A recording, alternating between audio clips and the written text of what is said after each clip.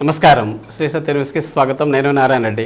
నగరపాలక సంస్థకు మంజూరైన నేషనల్ క్లీన్ ఎయిర్ ప్రోగ్రాం నిధులతో ప్రతిపాదించిన నగర సుందరీకరణ పనులను కలెక్టర్ తమీం అన్సారియా పరిశీలించారు. కమిషనర్ కె వెంకటేశ్వరరావు ఇంజనీర్లు కలెక్టర్కు వివరాలు తెలియజేశారు.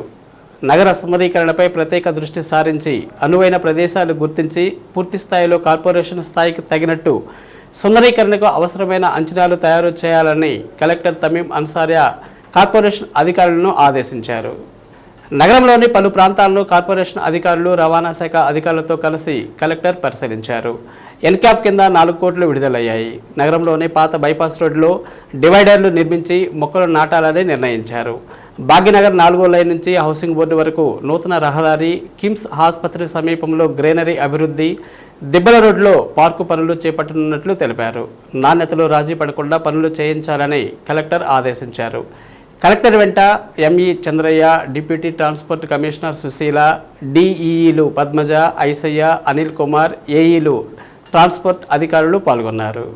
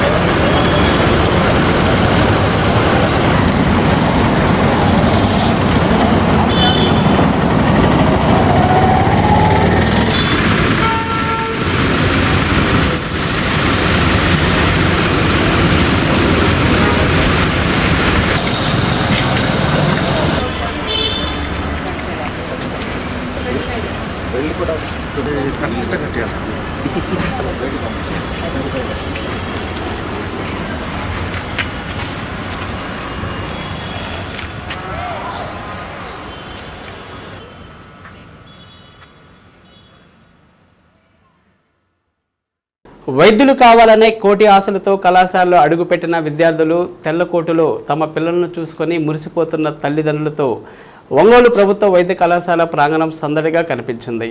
మొదటి సంవత్సరం విద్యార్థుల స్వాగత వేడుకలను ప్రిన్సిపల్ డాక్టర్ ఏడుకొండలరావు నేతృత్వంలో ఘనంగా నిర్వహించారు. ఆసుపత్రి సూపరింటెండెంట్ డాక్టర్ జమున ముఖ్య అతిథిగా హాజరయ్యారు.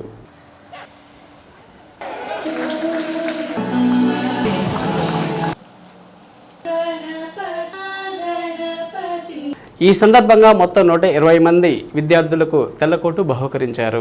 ప్రతి ఒక్కరితో అతిథులు ఫోటోలు దిగి ప్రోత్సహించారు. అనంతరం విద్యార్థులు ప్రదర్శించిన సాంస్కృతిక కార్యక్రమాలు అందరినీ ఆకట్టుకున్నాయి. కార్యక్రమంలో ఆసుపత్రి deputy superintendent Namineni Kiran, vice principal Durgadevi, Sudhakar Babu, Sridevi, coordinator Tirumalarao, Sudhakar తదితరులు పాల్గొన్నారు.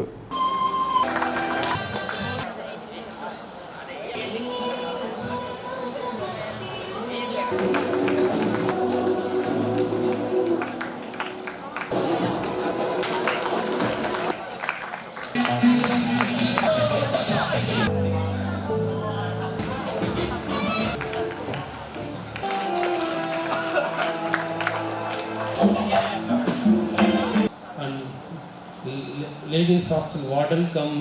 It's my really honor to be part of this program. 1992 I joined my BDS. I don't know, I didn't remember this situation, but I really enjoyed this occasion. So I thank you all for inviting me to here. So first of all I want to say 2 things to you. Today we are celebrating a Freshers Day. That is beginning of your new life in medical profession. At the same time wearing a white coat. Wearing a white coat simply is not that enough. It builds up a trust to the patients, and it also gives a responsibility to you, because you have to treat the patients who have come to you. Take this as an opportunity. This is a God's gift for getting a seat in MBBS and you became a doctor. I didn't get my MBBS. I studied BDS and MDS. So this really is a God gift. So most of the students come from different states, it seems. So you need not worry. Feel free to express your feelings to your friends and take good guidance from teachers. So our principal sir is very cooperative. and you can get best guidance from the sir, and you make use of your seniors who are all well versed, and not only studies, take part in other cultural activities also. If you have any difficulties, feel free to express to your teachers, mentors, etc. This is not a new place, so please don't feel like that and feel free. Parents ఎంతో కష్టపడి, dear students, freshers, మీ తల్లిదండ్రులు ఎంతో కష్టపడి they worked a lot to see you today like this. That means lot of responsibility is there on your shoulders. You have to keep up the dreams of your parents.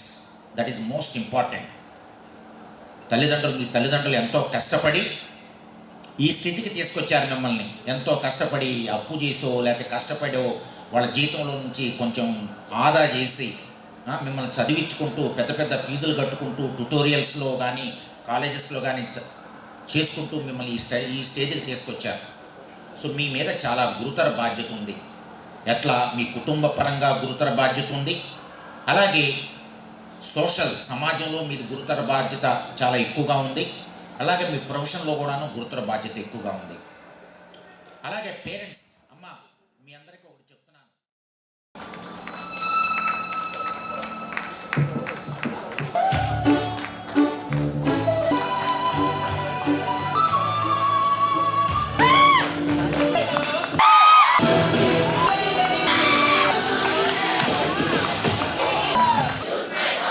For the welfare of our health, decent speak, for that time, keep updated. ఇటీవల కాలంలో cyber నేరాల సంఖ్య విపరీతంగా పెరిగిందని, ప్రజలు అప్రమత్తంగా వ్యవహరించడం ద్వారానే వాటికి అడ్డుకట్ట వేయగలమని ఎస్పీ దామోదర్ పేర్కొన్నారు. ఒంగోలు 1వ పట్టణ స్టేషన్ను పరిసరాలను పరిశీలించారు. ఈ సందర్భంగా మీడియాతో మాట్లాడుతూ సైబర్ నేరాల నియంత్రణపై విద్యార్థులు, ప్రజలకు విస్తృతంగా అవగాహన కల్పించనున్నట్లు చెప్పారు. అవగాహన కార్యక్రమాలతో మాసోత్సవం నిర్వహిస్తామన్నారు. సైబర్ నేరగాళ్లు ఎక్కడో కూర్చొని ఆన్లైన్ ద్వారా డబ్బు కొల్లగొడుతున్నారని, ఇటువంటి మోసాల పట్ల అందరూ అప్రమత్తంగా ఉండాలని పేర్కొన్నారు. సమావేశంలో పట్టణ DSP Rayapati Srinivasarao, 1 town CI Mallikarjuna పాల్గొన్నారు. సైబర్ క్రైమ్ అనేది చాలా విపరీతంగా ఆన్లైన్లో జరుగుతుంది. పబ్లిక్కి ఎలాంటి మెసేజ్లు వస్తున్నాయంటే వాట్సాప్ కాల్ వస్తుంది, మీ పిల్లలు ఫలానా పోలీస్ స్టేషన్లో తగులుకున్నారని, కేసుల్లో ఉన్నారని, లేదంటే మీ ఇంట్లో వాళ్ళు కేసుల్లో తగులుకున్నారని, అలాగే మీ బంధువులు, ఫ్యామిలీ ఫ్రెండ్స్ మీ కొరియర్లో మాదక ద్రవ్యాలు కానీ బ్లాస్టింగ్ మెటీరియల్ వచ్చిందని కానివ్వండి, ఇలాంటి ఎన్నో రకాలైనటువంటి అపవాదులు వేసి వాళ్ళని ఇప్పుడే జైలుకి పంపుతామని చెప్పి వాళ్ళని, లేదంటే వాళ్ళు ఆన్లైన్లో కోర్టులు, ఆన్లైన్లోనే మొత్తం పోలీసు ఆన్లైన్లో అరెస్ట్ చేస్తాం, మీ ప్రాపర్టీ సీజ్ చేస్తాం, వీళ్ళందరినీ ఇలా భయపెట్టి వాళ్ళ దగ్గర నుంచి అమౌంట్ ఆన్లైన్లోనే వీళ్ళు లక్షలాది రూపాయలు వేయించేసుకుంటున్నారు. ఎవరూ నమ్మద్దండి. మీకు ఎవరన్నా ఫోన్ చేసినా కూడా కోర్టులు కనపడ్డా వాట్సాప్లో, అలాగే పోలీసులు యూనిఫామ్లో మీరు రండి అని చెప్పినా కూడా మీరు ఎవరు కూడా దగ్గరలో ఉన్నటువంటి పోలీస్ స్టేషన్లో ఫిర్యాదు చేయండి. డబ్బులు దయచేసి ఎవరు కూడా ట్రాన్స్ఫర్ చేయొద్దు. ఎక్కడ ఆన్లైన్లో ఆన్లైన్లో అరెస్ట్ చేయడం, ఆన్లైన్లో కోర్టులు కానీ ఎక్కడ మీకు ఏ కేసు లేకుండా మిమ్మల్ని ఎవరైనా భయపెట్టినా అటువంటి ప్రాక్టీసే లేదు. ప్రజలందరూ దీని మీద అలర్ట్గా ఉండాలి.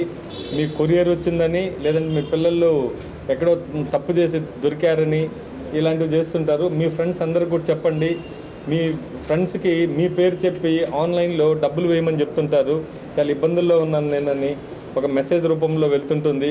ఇవన్నీ కూడా మీరు కన్ఫర్మ్ చేసుకోకుండా, వాయిస్ వినకుండా మీ ఫ్రెండ్స్ అకౌంట్స్కి డబ్బులు ట్రాన్స్ఫర్ చేయడం కూడా ఎవరు చేయొద్దు. ఇదంతా కూడా కొన్ని మోసాలు జరుగుతున్నాయి. ఇవన్నీ కూడా ఫోన్ ద్వారా హ్యాక్ చేసి ఆ నంబర్ ద్వారా అమౌంట్ పంపుతున్నారు. దయచేసి ప్రజలు ఎవరన్నా మీ ఫ్రెండ్స్ రిక్వెస్ట్ చేసినా ఆన్లైన్లో మెసేజ్ల ద్వారా, వాట్సాప్ ద్వారా మీరు వాళ్ళతో మాట్లాడి కన్ఫర్మ్ చేసుకొని అమౌంట్ ఇవ్వడం తప్ప మీరు పొరపాటున వేశారంటే అది సైబర్ క్రైమే. సో ప్రజలందరూ కూడా అబ్జర్వ్ చేయాల్సింది ఏంటంటే ఆన్లైన్లో మోసాలు ఇన్వెస్ట్ చేయటం, తెలియని ముక్కు ముఖం తెలియని వాళ్ళకి నమ్మి ఎక్కువ డబ్బులు వస్తుందని చెప్పి, డబుల్ అమౌంట్ వస్తుందని చెప్పి చేస్తున్నటువంటి ఇన్వెస్ట్మెంట్ అంతా కూడా అది తప్పుడు అకౌంట్లోకి వెళ్తుంది. అది దొంగ కంపెనీలు అలాగే ఫ్రాడ్ కంపెనీల్లోకి వెళ్తుంది. కాబట్టి ఎవరు కూడా ఆన్లైన్లో నమ్మి మీకు తెలియకుండా ఎవరు ఇన్వెస్ట్ చేయకండి. అంగన్వాడీలు తమ పర్యవేక్షణలో ఉన్న పిల్లలను సొంత బిడ్డలుగా భావించి వారి ఆరోగ్య పరిరక్షణపై అంగన్వాడీలు మరింత దృష్టి పెట్టాలని కలెక్టర్ తమీం అన్సారియా అన్నారు. బంగారు బాల్యం కార్యక్రమంలో నిర్వహిస్తున్న బంగారు బాలోత్సవాలలో భాగంగా ప్రకాశం భవనంలోని మీకోసం హాలులో అంగన్వాడీ సూపర్వైజర్లు టీచర్లకు ప్రత్యేక అవగాహన కార్యక్రమం నిర్వహించారు. బాల్య వివాహ రహిత, బాల కార్మిక రహిత, అక్షర చైతన్య, ఆరోగ్యకరమైన ప్రకాశం జిల్లా ఆవిష్కరణ కోసం జిల్లా యంత్రాంగం ప్రత్యేక దృష్టి పెట్టిందని కలెక్టర్ తెలిపారు. ఇందులో భాగంగా 18 ఏళ్లలోపు బాలలు ఆహ్లాదకర వాతావరణంలో స్వేచ్ఛాయుతంగా పెరిగేలా వివిధ శాఖలను సమన్వయపరుస్తూ ప్రత్యేక కార్యక్రమాలు నిర్వహిస్తున్నామన్నారు. గ్రామ, మండల, డివిజన్, జిల్లా స్థాయిలో నిరంతర పర్యవేక్షణకు ప్రత్యేక కమిటీలు నియమించామన్నారు. క్షేత్రస్థాయిలో పనిచేస్తున్న అంగన్వాడీలపై గురుతరత బాధ్యత ఉందని తెలిపారు. అంగన్వాడీలలోని పిల్లల ఆరోగ్యంపై మరింత దృష్టి పెట్టాలని దిశానిర్దేశం చేశారు. బాలలు పోషకాహార లోపంతో బాధపడకుండా కౌమార బాలికలపైన అంగన్వాడీలు దృష్టి సారించాలన్నారు. బాల్య వివాహాలు చేయకుండా తల్లిదండ్రులకు అవగాహన కల్పించాలని పేర్కొన్నారు. కేంద్ర రాష్ట్ర ప్రభుత్వాలు అమలు చేస్తున్న పథకాలను లబ్ధిదారులకు సమర్థవంతంగా అందించి ఆరోగ్యకరమైన సమాజం ఆవిష్కృతమయ్యేలా క్షేత్రస్థాయి సిబ్బంది పనిచేయాల్సి ఉంటుందన్నారు. ఈ దిశగా వైద్య సిబ్బందితో కలిసి సమన్వయంతో బాధ్యతగా పనిచేయాలని కలెక్టర్ దిశానిర్దేశం చేశారు. సమావేశంలో ఐపీడీఎస్ పీడీ మాధురి, పలువురు సిడిపిఓలు పాల్గొన్నారు. సెకండ్ మీకు ఇక్కడ డీటెయిల్ గా చెప్తారు, నేను బ్రీఫ్ గా మీకు చెప్తాను ఏది అని మనకి ఇంపార్టెంట్ అనేది. సో మీ దగ్గర వస్తున్న ప్రెగ్నెంట్ లేడీస్, సో విలేజ్ లెవెల్లో మీకు ఎవరెవరు ఆ విలేజ్ లో ఉన్న ప్రెగ్నెంట్ లేడీస్ అని ASHA and anganwadi workers, you are the front line workers. ఇప్పుడు మనకు మీరు అందరూ కూడా అర్థం చేసుకోండి, ఇప్పుడు స్టేట్ గవర్నమెంట్ నుంచి, సెంట్రల్ గవర్నమెంట్ నుంచి ఎంత మంచి ప్రోగ్రామ్ స్కీమ్ చాలా బాగా చక్కగా డిసైడ్ చేసి అన్ని దానికి పెట్టి దానికి సెపరేట్గా ఎక్కువ బడ్జెట్ అలొకేట్ చేసి ఎంత చేసినా కూడా ఆ particular scheme or programme success కావాలంటే విలేజ్ స్థాయిలో పని చేస్తున్న వారు ఎంత ఎఫెక్టివ్గా చేస్తారో అప్పుడే ఆ స్కీమ్కు సక్సెస్ అనేది వస్తుంది. సో దానికి ఎవరు పని చేయాలి, ఎవరు సిన్సియర్గా పని చేయాలి, ఎవరు ఇంపార్టెంట్, ఏ స్కీమ్ అయినా ఎవరు ఇంపార్టెంట్, డిపార్ట్మెంట్ పనిలాగా కూడా లేదండి. బికాస్ మీరు డైరెక్ట్గా మీతో ఫస్ట్ వారి ఇంటి నుంచి 3 years మీ దగ్గరే వస్తున్నారు. సో మీరు సరిగా ఫస్ట్ వారు వరల్డ్కి వచ్చిన తర్వాత 2-3 years లో మీ దగ్గర వస్తున్నారు. మీరు సరిగా వారిని చూసుకోగలిగితే వారు ఫ్యూచర్ బాగుంటుంది. వారికి ఆ పిల్లలకి ఏదైనా హెల్త్ పరంగా ప్రాబ్లం ఉంది, వారి న్యూట్రిషన్ ప్రాబ్లం ఉంటే మీరే గుర్తిస్తున్నారు. మనం బంగారు బాల్యం ఇది చేస్తున్నాము, దానికి the most important field level workers మీరు దీన్ని మీ ప్రోగ్రామ్ మీరు అలా తీసుకోవాలి, బాధ్యత తీసుకోవాలి. అలా చేస్తే మన ప్రకాశం డిస్ట్రిక్ట్ లో ఇప్పుడు ఏదైతే మనం టార్గెట్ పెట్టుకున్నామో బాల్య విశ్వ కళాభారతి వారి 23వ వార్షికోత్సవం సందర్భంగా జిల్లా కేంద్ర గ్రంథాలయం ఆవరణలో జరిగిన కవి సమ్మేళనం ఆద్యంతం శ్రోతలను ఉర్రూతలొగించింది. సంస్థ అధ్యక్షుడు నాదెళ్ల జ్వాల ఉమామహేశ్వర శర్మ నిర్వాహకులుగా వ్యవహరించారు. షేక్ నాగూర్ వలి, ఉమా దంపతులు జ్యోతి ప్రజ్వలన చేశారు.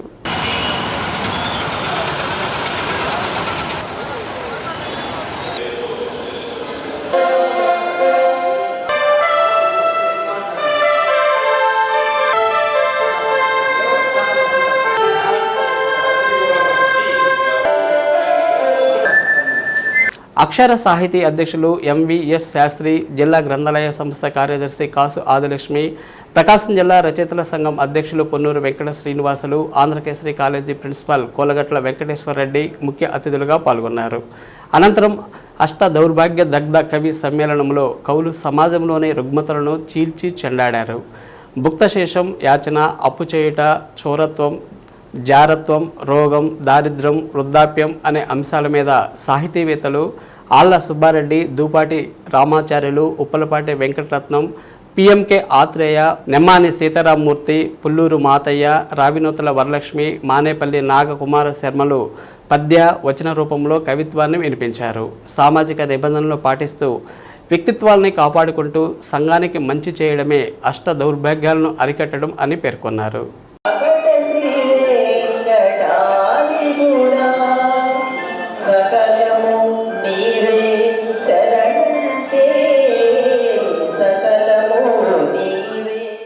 ఈ గ్రంథాలయంలో పుట్టినటువంటి విశ్వకళా భారతి, అదేవిధంగా గతంలో దానికి ముందుగా అక్షర సాహితీ సమితి ఎంఏఎస్ శాస్త్రి గారు దానికి అధ్యక్షుడిగా ఉండి ఆ అక్షర సాహితీ సమితి మరియు విశ్వకళా భారతి రెండు కూడా నవంబర్ 17వ తేదీనే ఉద్భవించాయి. కాబట్టి అక్షర సాహితీ సమితిలో మేము ఉన్నాం కాబట్టి అక్షర సాహితీ సమితి వార్షికోత్సవం, ఇటు విశ్వకళా భారతి వార్షికోత్సవం కూడా ఈరోజు అవటం మనందరికీ కూడా చాలా సంతోషకరం. ఈ వార్షికోత్సవ సందర్భంగా అక్షర సాహితీ సమితి అధ్యక్షుడిని ఈ కార్యక్రమానికి సభాధ్యక్షుడిగా కూడా ఏర్పాటు చేస్తున్నాం. 23 సంవత్సరాల నుంచి వినూత్నమైనటువంటి విధానాలతో ముఖ్యంగా ఈ జిల్లాలో నేను చూస్తున్నాను, ఇక్కడ ఎక్కువ మంది పండిత పుత్రులు, సాహిత్య పుత్రులు, తర్వాత కవులు, రచయితలు ఈ ప్రకాశం గడ్డ నుంచి ఆవిర్భవించింది అనుకుంటున్నాను. అందుకే ఎక్కువ ఇక్కడ చాలా మంది కనిపిస్తున్నారు. మంచి సార్ చాలా ఉన్నారు ఇక్కడ, సాహిత్య ప్రియులు, రచయితలు, కవులు, బుక్కులు ఎక్కువ మంది ఇక్కడ నుంచే చూస్తున్నాను. ఈ జిల్లా వాళ్ళు మేము రాసిన బుక్కులంతా నాకే ఎంతో ఆనందం వేస్తుంది. మంచి బుక్స్ రాస్తున్నారు, మాకు కూడా ఫ్రీగా ఇస్తున్నారు బుక్స్. మేము కూడా లైబ్రరీకి సప్లై చేస్తున్నాము. మంచిగా ఉంది ఇక్కడ అంతా సాహిత్యం గురించి. నేను కూడా నాకు చాలా మీ మధ్య ఉండడానికి కూడా మీరు నన్ను ఆహ్వానించినందుకు, మీతో ఉన్నందుకు నేను కూడా అదృష్టంగా భావిస్తున్నాను. నాకు చాలా సంతోషంగా ఉంది. శుక్రవారం కూడా ఈ కార్తీక జ్యోతులు వెలిగించుకుంటే వస్తారు, కానీ జ్యోతులు వెలిగించుకోవడానికి ఎవరు రాదండి. ఆదివారం కూడా మీరు ఏదన్నా అవకాశం ఇస్తే, అంటే ప్రతి ఆదివారం పెట్టలే, ఆదివారం అయితే ఆడియన్స్ రావడానికి కూడా వీలు ఉంది. కాబట్టి గతంలో ఇక్కడ జరిగేది ఆదివారం కూడా జరిగేది. ఏదైనా మీరు ఆ రోజు అంటే సాయంత్రం పూటే కాబట్టి ఆ వ్యాపారమే భాగాన్ని కొద్దిగా బయటగా పెట్టి ఈ కార్యక్రమాన్ని చేసుకునే దానికి అవకాశం ఇస్తే బాగుంటుంది అనేటువంటిది నా అభిప్రాయం. ఎందుకంటే అందువల్లే ఎక్కువ సాహిత్య కార్యక్రమాలు కూడా జరగట్లేదు. ఎందుకంటే ఒక వేదిక అక్కడ ఎన్టీఆర్ కళాక్షేత్రం కాబట్టి వాళ్ళు 10,000 రూపాయలు అడుగుతున్నారు. ఈ 10,000 రూపాయలు కౌలు దగ్గర ఎక్కడ ఎవరి దగ్గర లేనటువంటి పరిస్థితి. పక్కన సీనియర్ రీడింగ్ తీసుకుందామంటే అక్కడ 15,000 20,000 రూపాయలు ఖర్చు అవుతుంది. అందుకనే సాహిత్య కార్యక్రమాలు పెట్టాలన్నా సరే మాలాంటి వాళ్ళందరూ, సాహిత్యాన్ని నమ్ముకున్న వాళ్ళందరూ కూడా పేదవాళ్ళు కాబట్టి వీళ్ళందరూ చేయాలన్న కూడా కష్టం. అభినవ శ్రీకృష్ణ దేవాలయంలాగా హనుమారెడ్డి గారి గతంలో ఉండేవాళ్ళు. ఇప్పుడు అక్కడ ఎర్ర కుర్చీలు ఉన్నాయి. ప్రకాశం జిల్లా రచయితల సంఘం తరఫున ఇచ్చినటువంటి కుర్చీలేదు. ఇప్పుడు ఆ నెల కూర్చుంటే దాని ప్రకాశం జిల్లా రచయితల సంఘం. జాతీయ పత్రికా దినోత్సవం సందర్భంగా కేంద్ర ప్రభుత్వం కార్మిక చట్టాల ప్రకారం నడుపుతున్న సంఘాలకు గుర్తింపు లభించిందని ఏపీయూడబ్ల్యూజే రాష్ట్ర అధ్యక్షులు ఐవి సుబ్బారావు అన్నారు. జాతీయ పత్రికా దినోత్సవం సందర్భంగా నగరంలోని మాతా శిశు వైద్యశాలలోని కుష్టు వ్యాధిగ్రస్తులకు బెడ్షీట్లు పంపిణీ చేశారు. ఆంధ్రప్రదేశ్లో ఏపీడబ్ల్యూజే జర్నలిస్టుల సమస్యలు, హక్కులపై నిరంతరం కృషి చేస్తుందని ఐవి సుబ్బారావు అన్నారు. ఆల్ ఇండియా జర్నలిస్టులు యూనియన్ ఆధ్వర్యంలో ఉన్నటువంటి ఏపీడబ్ల్యూజేకి, టీజీడబ్ల్యూజేకి గుర్తింపు లభించిందన్నారు. రాష్ట్ర వ్యాప్తంగా జర్నలిస్టు సంఘాలు ఏపీడబ్ల్యూజే ఆధ్వర్యంలో అనేక సేవా కార్యక్రమాలు నిర్వహిస్తున్నారని తెలిపారు. 2025 జనవరిలో జర్నలిస్టులకు రావాల్సిన అక్రిడేషన్ కార్డులు సంబంధిత శాఖ మంత్రితో పాటుగా కమిషనర్ను కూడా కలిసి మాట్లాడడం జరిగిందన్నారు. త్వరలోనే పంపిణీ చేసేందుకు ఆదేశాలు జారీ చేస్తామని తెలిపారు. జర్నలిస్టుల సంక్షేమం కోసం పాటుపడేది ఒక్క ఏపీడబ్ల్యూజే అని గుర్తు చేశారు. ఏపీడబ్ల్యూజే నాయకులు అలుగుల సురేష్, దాసరి కనకయ్య, వెంకట్రావు, విసా శ్రీనివాసరావు, కె అశోక్ బాబు, భాస్కర్ రెడ్డి, శ్రీనివాసరావు, యూనియన్ సభ్యులు, కుష్టివ్యాధి హాస్పిటల్ వైద్యురాలు డాక్టర్ రజిత, మానస తదితరులు పాల్గొన్నారు. మనం జాతీయ పత్రికా దినోత్సవాన్ని ప్రతి సంవత్సరం జరుపుకుంటాం. కాకపోతే ఈ సంవత్సరం మనకు ఒక గర్వకారణం. ప్రెస్ కౌన్సిల్ ఆఫ్ ఇండియా దేశవ్యాప్తంగా జర్నలిస్ట్ సంఘాలని, జర్నలిస్ట్ యూనియన్స్ని, అలాగే ప్రెస్ క్లబ్బుల్ని నిబద్ధత ప్రకారం పనిచేస్తున్న, నియమావళి ప్రకారం పనిచేస్తున్న, ట్రేడ్ యూనియన్ యాక్ట్ ప్రకారం పనిచేస్తున్న యూనియన్ల గుర్తింపు కార్యక్రమాన్ని చేపట్టి ఇటీవలే పూర్తి చేసింది.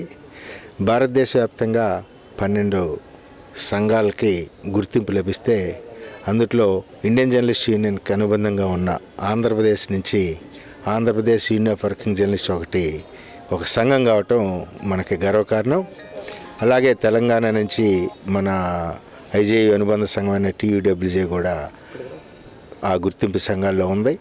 అలాగే ఢిల్లీలో ఢిల్లీ ప్రెస్ క్లబ్ లాంటి కొన్ని ముఖ్యమైన సంఘాలకే గుర్తింపు లభించింది. అందులో మన యూనియన్ ఉండటం, మన యూనియన్ ఈ రాష్ట్రంలో నిర్వహిస్తున్న నిర్మాణాత్మకమైన కార్యక్రమాలు, జర్నలిస్టుల సంక్షేమ, జర్నలిస్టుల హక్కుల రక్షణ కోసం చేస్తున్న కార్యక్రమాలు, వారి వృత్తి నైపుణ్యత కోసం ఇస్తున్న శిక్షణ కార్యక్రమాలు, యాజమాన్యాల నుంచి జర్నలిస్టులకు అందాల్సిన సౌకర్యాలు అందించేందుకు చేస్తున్న కార్యక్రమాలను గుర్తించి ఈ దేశంలో, ఈ రాష్ట్రంలో అత్యధిక సభ్యత్వం గల రాష్ట్రంలో 12,000 మంది సభ్యులు గల మన సంఘాన్ని గుర్తించటం మనందరికీ గర్వకారణం. PCI గుర్తింపు లభించిన మనం ఈరోజు జాతీయ పత్రికా దినోత్సవాన్ని జరుపుకోవటం ఒక ప్రత్యేక కార్యక్రమంగా భావిస్తున్నాం. మరో ముఖ్యమైన విషయం, జనవరికి మన కొత్త అక్రిడేషన్ కార్డులు ఇవ్వాల్సి ఉంది.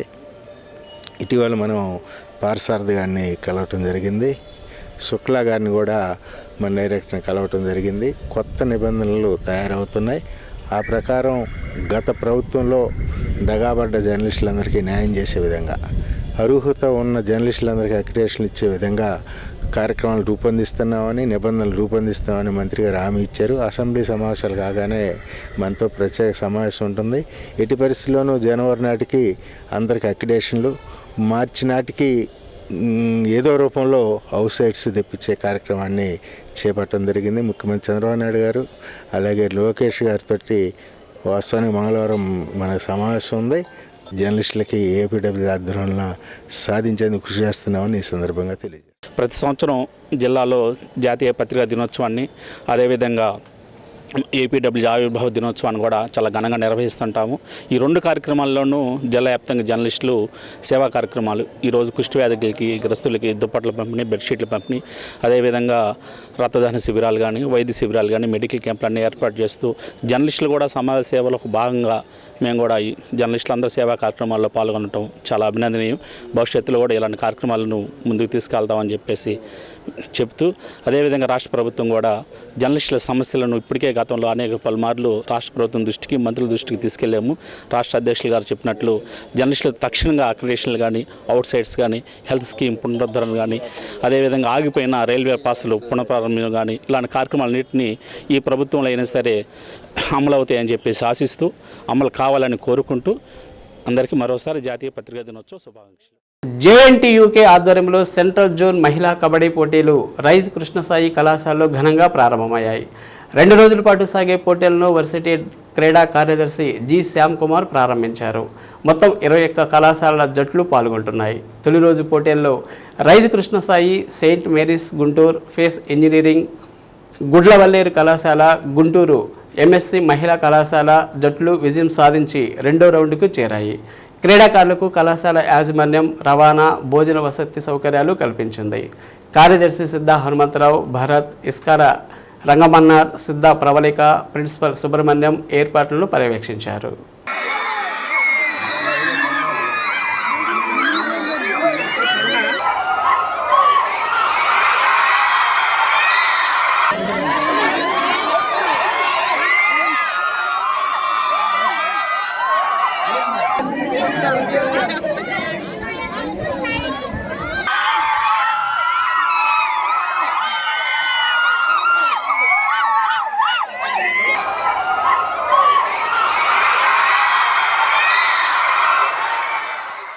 ఒంగోలులోని కేశవస్వామిపేటలో గల శ్రీ చెన్నకేశవ స్వామి దేవస్థాన ప్రాంగణంలో నిర్వహించిన సామూహిక సత్యనారాయణ స్వామి వ్రతాలు అంగరంగ వైభవంగా సాగాయి. కార్తీక పౌర్ణమి సందర్భంగా నిర్వహించిన ఈ కార్యక్రమంలో భాగంగా నిర్వాహకులు శ్రీరమ, వసుంధర సమేత సత్యనారాయణ స్వామి వార్ల ఉత్సవరులను వేదికపై కొలువు తీర్చారు. అనంతరం అర్చక స్వాములు శ్రీదాచార్యులు ప్రాంగణానికి చేరుకుని భక్తులతో సామూహిక సత్యనారాయణ స్వామి వ్రతాన్ని నిర్వహించారు. భక్తి శ్రద్ధల నడుమ వ్రత క్రతువును ఆలకించిన భక్తులు క్రతువు పూర్తయిన అనంతరం స్వామివారి తీర్థ ప్రసాదాలు స్వీకరించారు. కార్యక్రమంలో ఆలయ ఈవో రావెల్ల శివశంకర్ సిబ్బంది పాల్గొన్నారు.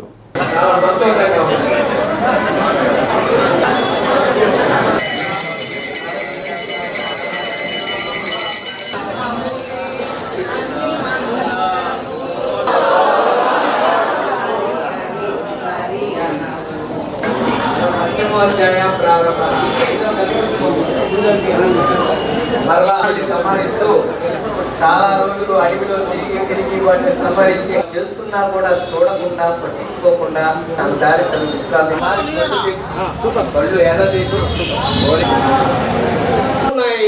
అనగానే సన్యాసిని నీకెందులకు వచ్చింది మావా, ఎవరిలో ఎంత శక్తి ఉంటుందో తెలియక ఆ సన్యాసిని అవమానపడి తనలో ఉన్న బాధని వ్యక్తం చేస్తూ చక్కగా ఆ స్వామి నామాన్ని జపిస్తూ ఉంటాడు. తండ్రి సత్యదేవా, ఇప్పుడే అడుగుతున్నాను, వాగ్దానం చేయి. నేను మరణించినాక నా గొంతులో కొరక అడ్డం పడి నీ నామ జపం చేయలేనేమో, నిన్ను అడగలేనేమో. సత్యదేవా, ఇప్పుడే అడుగుతున్నా, వాగ్దానం చేయి. నేను మరణించినాక నా గొంతులో కొరక అడ్డం పడి నిన్ను అడగలేనేమో, నిన్ను నా యొక్క నామాన్ని జపించలేనేమో. ఇప్పుడే అడుగుతున్నా తండ్రి, నేను మరణించేదాకా నన్ను నీలో ఐక్యం చేసుకో సత్యదేవా అని చెప్పి అనగానే తదాస్తు అని ఆ స్వామి అక్కడి నుంచి అదృశ్యమైపోతాడు. మరలా యథావిధిగా శాస్త్రజ్ఞ యొక్క పడవలో రాజుగారు వచ్చి, రాజా, శత్రురాజులు కూడా మరణిద్దామని చెప్పి వెళ్తుండగా ఒక మహర్షి ఎదురవుతాడు. ఆయన చూసి ఆయన భగవంతుడిలాగా కనబడేసరికి తన బాధని వృత్తాంతం చెప్పేసరికి అప్పుడు ఆ మహర్షి తుంగధ్వజుడు చేయబట్టుకుని తుంగధ్వజ చేయమని ప్రసాదాన్ని వాళ్ళతో కల్పించి ఆ తుంగధ్వజ మహారాజుతో ఆ సత్యదేవుని యొక్క వ్రతాన్ని ఆచరింపజేసి పరివారం రాజభటులు తన నూరు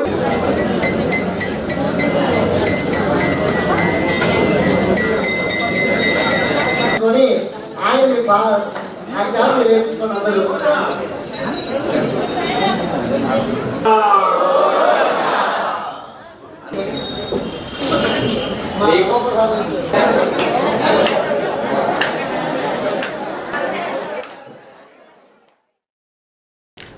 బంగారు బాల్యానికి శ్రీకారం బాలోత్సవాలు 3వ రోజు కార్యక్రమం మన కోసం మనం చేమకుర్తి పబ్లిక్ స్కూల్లో ఏర్పాటు చేశారు.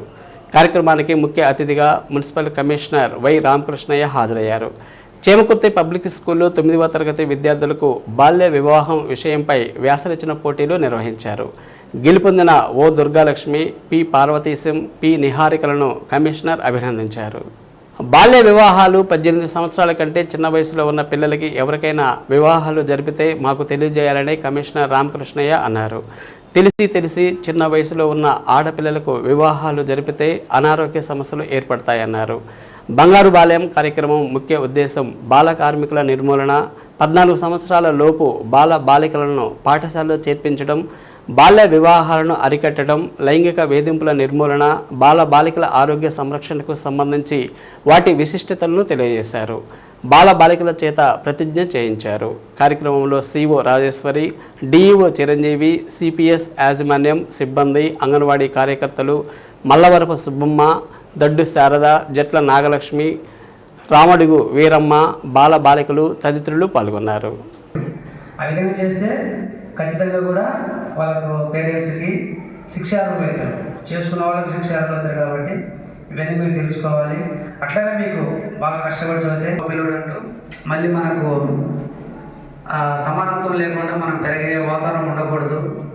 అట్లానే అవకాశాలు కూడా అందరికీ కల్పించాలి. మన ఇంట్లో పేరెంట్స్ ఎట్లా ఉంటారు, మా పిల్లలకైతే కొద్దిగా ఎక్కువ ఇంట్రెస్ట్ చూపిస్తుంటే ఆడపిల్ల అమ్మ వద్దులే బయటికి వెళ్ళొద్దు, లేకుంటే మనం ఇంకొక రకమైన యాక్టివిటీస్ మీద కొంచెం మనకు ప్రెషర్ ఉంటుంది కదా, అబ్బాయి అంత స్వేచ్ఛగా వెళ్ళడానికి లేదు. మరి రకరకాల కారణాలతోటి మనము జీవితంలో పైకి వెళ్ళడానికి అవకాశాలు తక్కువ ఉన్నాయి. అంటే మగపిల్లలతో పోల్చినంత హ్యాండ్ రైటింగ్ బాగా ఇంప్రూవ్ బాగా చాలా చక్కగా రాపిస్తున్నారు సార్. ఎవరు సార్ ఇక్కడ? మీరేనా? Thank you sir. Super sir, thank you. అంటేనమ్మా నా హ్యాండ్ రైటింగ్ బాగుండదు. శ్రీ సత్య న్యూస్లో నేటి మాట. తండ్రి తన బిడ్డల కోసం కోట్లు కూడబెట్టడం కంటే కష్టపడి పనిచేసే తత్వం అలవాటు చేస్తే వాళ్ళు జీవితంలో ఉన్నత స్థాయికి వెళతారు. శ్రీ సత్య న్యూస్ ఇంతటితో సమాప్తం. తిరిగి మరో బిడ్డలో మళ్ళీ కలుద్దాం. నమస్కారం.